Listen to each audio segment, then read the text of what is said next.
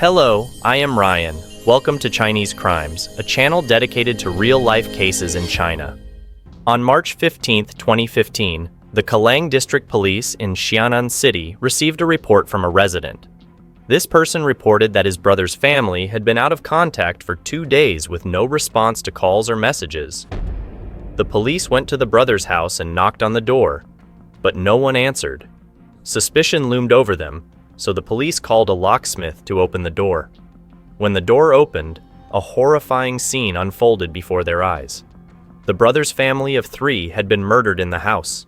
The police were immediately dispatched to the scene on the 10th floor of an apartment building in the Majiayuan area of Kelang District. The scene was truly gruesome.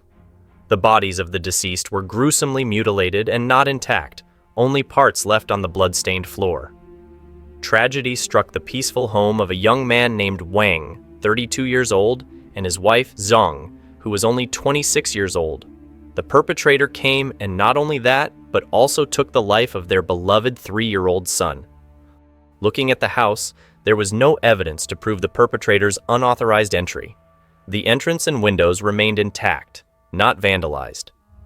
This led the police to speculate preliminarily that the criminal was perhaps an acquaintance of the family.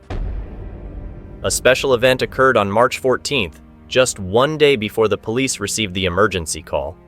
At that time, they collected surveillance images from the surrounding residents and coincidentally discovered a suspicious man appearing at 6:59 p.m. on March 14th, entering the elevator at the family's apartment building.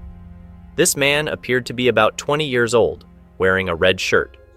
Surveillance footage showed that he stopped at the 10th floor, then entered the victim's apartment. Analysts concluded that the suspect had enough time to commit the crime. More than 2 hours later, the suspect appeared again.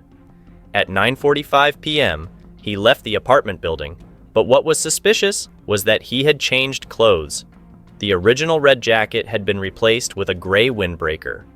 He had the victim's leather bag on his shoulder and appeared extremely relaxed, as if he had no worries at all. The police quickly identified the man as suspect number 1 in this serious case.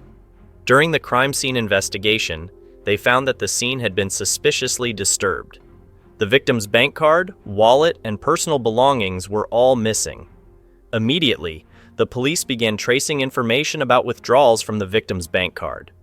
On the victim's bank card, there were some large withdrawal transactions on the day of the incident, totaling 1,300 yuan. The police wasted no time. They went to the bank and requested to review the surveillance camera footage. There, they could clearly see the suspect's face and even the bandage on his left hand. These photos became important evidence, helping investigators identify the suspect's identity. While the investigative team was focused on solving this heinous murder case, that night, the police received another report from the residents. According to the report, 2 mysterious wheeled suitcases were left in the hallway of 2 residential buildings in Nanjing, more than 20 kilometers away from the crime scene. This immediately attracted media attention, with the fairly heavy suitcases arousing curiosity. Upon opening them, the police and journalists were shocked to find dismembered corpses inside. The police quickly arrived at the scene and determined that the body parts in the suitcase belonged to the victims, members of the Wang family. This information was later confirmed through DNA testing. This incident caused a powerful shock because it indicated that Bao Tu might be the residence of the culprit behind the massacre in Kelang District. The case had a significant and terrifying impact on the community. People were shocked and bewildered by the heinousness and cruelty of this criminal. The Shanxi Provincial Police Department and the Xianan City Police Department wasted no time and immediately put the case on the provincial and city monitoring lists since 2015. At the same time, they formed a task force to investigate. Police relentlessly pursued leads through monitoring in the community where the victims lived. They discovered, the day before, he brutally slaughtered a family of 3. The next day, he calmly returned to the scene to dispose of the bodies. The cruelty of the perpetrator was truly terrifying. A phone call to the police brought hope. A woman named Zhang called and confirmed that the victims in the case were her close friends. Huan revealed suspicions that Li Bo, her boyfriend, was the perpetrator of this heinous crime. The reason is that after Li Bo committed the crime, he called Huan and confessed to killing a family of 3 that day, but never said anything more about it. The police began investigating the identity of this suspect. Li Bo was born on February 5, 1990, from Xianan, a person about 1.75 meters tall and slim. Immediately after being informed of the incident, the special forces quickly organized arrest and investigation activities against Li Bo. On March 18th, the Xianan City Police Office announced a reward of 60,000 yuan for anyone providing additional leads. News of this case attracted great attention from the people of Xianan. The task force quickly received over 2,000 leads, but not many of them were useful. In Li Bo's hometown, his mother was taking care of his 2-year-old son. Learning that Li Bo had committed a serious crime, the mother couldn't sleep for many nights. She constantly called and texted Li Bo, trying to persuade him to surrender, but received no response. Finally, the police found a crucial lead on the morning of March 23rd. Li Bo had fled from Xianan and headed west to Baotou City. The police immediately went to Baotou, sealing off all roads to capture him.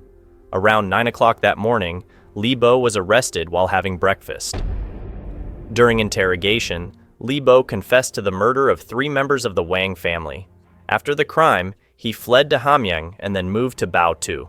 Li Bo found a small guest house in the town and planned to stay there.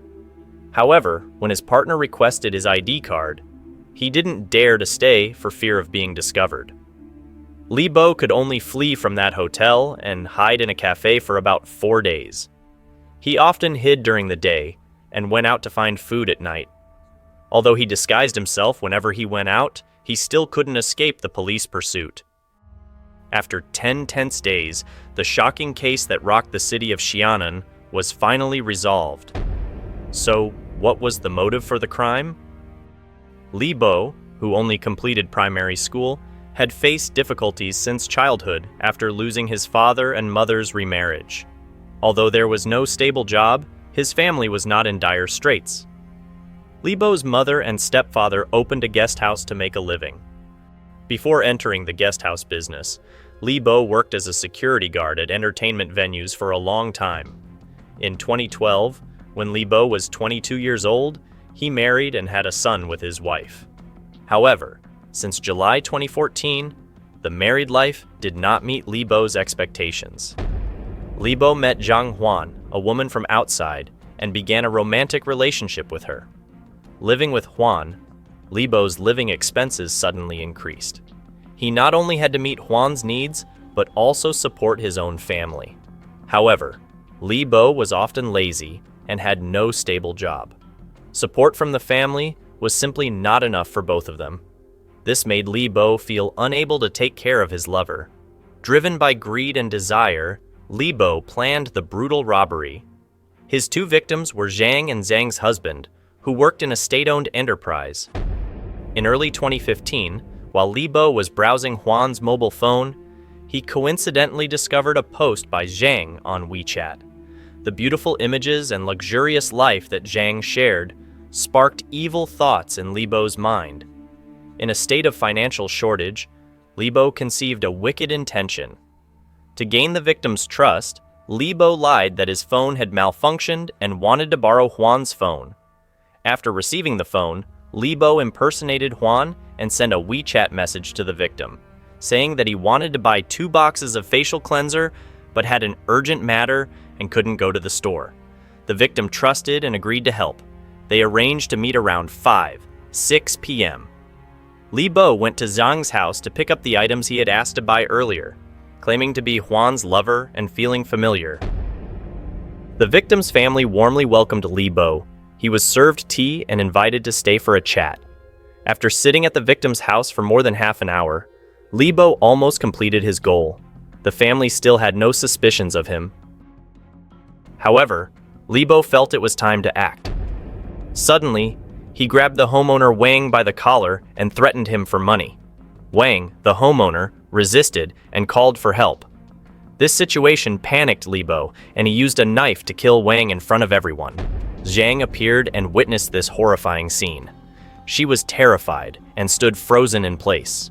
Li Bo demanded Zhang to hand over her purse, inside which there were 500 yuan in cash and 2 bank cards. Not only dissatisfied, Li Bo also threatened Zhang to get her bank card passwords. While Li Bo was recording the password, Zhang stood up and ran away. Li Bo chased and caught her, but she screamed louder. Li Bo immediately turned into a ruthless and inhumane person as he killed Zhang. Then, to cover his tracks, he had no mercy for the family's children and proceeded to kill the remaining 3-year-old child in the family. After the crime, Li Bo eagerly went to withdraw money from the card and locked the door before leaving. However, he did not expect that Zhang's group of friends, seemingly wealthy, had only 1,300 yuan on the card, totaling 1,800 yuan stolen, including the cash he took on the spot.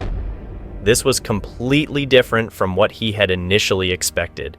He felt very unhappy and decided to return home to search for more. But then, he found nothing. He not only did not receive the money, but also committed a major crime. To avoid being caught, he came up with the idea of destroying the corpse and erasing all traces. Around 9:22 on March 15th, Li Bo returned to the scene of the crime once again. This time, he bought sandpaper in advance and wore a mask to disguise himself. Li Bo cleaned up the house and then found 2 suitcases with wheels at the victim's house. He dismembered and put the bodies into the suitcases. At this point, his mind was blank. He called his lover Juan and confessed that he had killed someone. It was too late for remorse. He dared not return to his family. He was scared and ran to a place called Nanjing Village. He threw 2 suitcases onto a secluded road. Then he took 1,800 yuan and fled in a black car. Because Li Bo had worked as a security guard in a karaoke bar and enjoyed watching crime documentaries, he had learned many escape methods from murderers in TV shows. When he saw the police and police cars on the road, he didn't show any fear. He hid in a 24-hour cafe and dared not leave. He received messages from his mother demanding him to surrender. He also saw his own wanted notice online. However, he never considered surrendering. But eventually, he was caught when he went out because he was too hungry. 1 year and 3 months later, the case was brought to trial at the West Anhui Provincial People's Court. Li Bo constantly defended and argued before the court. He claimed that he had no intention of killing anyone and did not plan before breaking into the victim's house. But the victim's cries for help prompted him to act. However, in the half hour from the time he entered the house, drank water, and chatted until he committed the murder, Li Bo never gave up his intention to rob and always looked for opportunities. After facing various pieces of evidence, Li Bo finally pleaded guilty in court. On June 14, 2016, the West Anhui Provincial People's Court sentenced Li Bo to death in the first instance trial. He was deprived of political rights for life, and all his personal property was confiscated. At the same time, the relatives of the victims were compensated for funeral expenses and other expenses up to 83,178 yuan. In September 2017, Li Bo was executed. A profound lesson about sex, money, and human nature. Li Bo did not receive proper education from a young age and became a lazy person. The evil nature of human beings will easily emerge when faced with temptation. Li Bo deceived his lover and lived with her without caring for his family. He only coveted other people's money and wanted to seize it. Remember, what you sow is what you reap. No one gives forever, and if you do something, there will be consequences. What do you think of today's case? Leave a comment below. Chinese Crimes will continue to analyze real cases in China in the next video. Don't forget to subscribe to the channel and like the video to support us. And for now, goodbye and see you again.